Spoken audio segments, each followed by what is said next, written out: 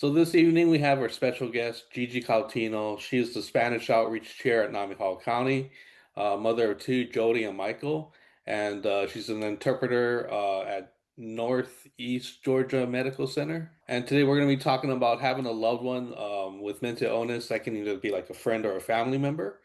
And in this case, we're going to be talking about Gigi's son, Michael. So what was Michael like growing up as a child?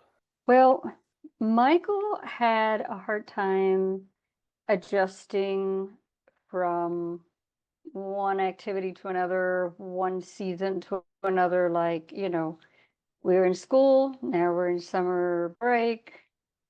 It was difficult. Like, you could see that he was anxious, uncomfortable.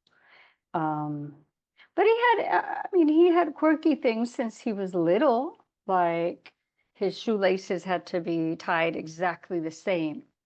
Otherwise, he just couldn't leave the house.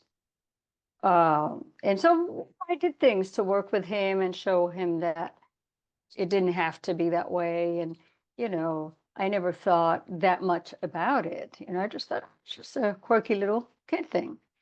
Um, but later in elementary school, he started to pull his hair out, and that's trichotillomania, something like that. And it's just a sign of anxiety.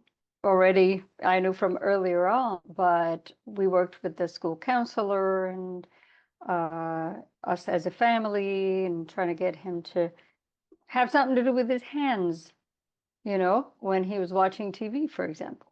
So it wasn't anything, super like, oh my God, we got to do something about, you know, let me go to the psychiatrist.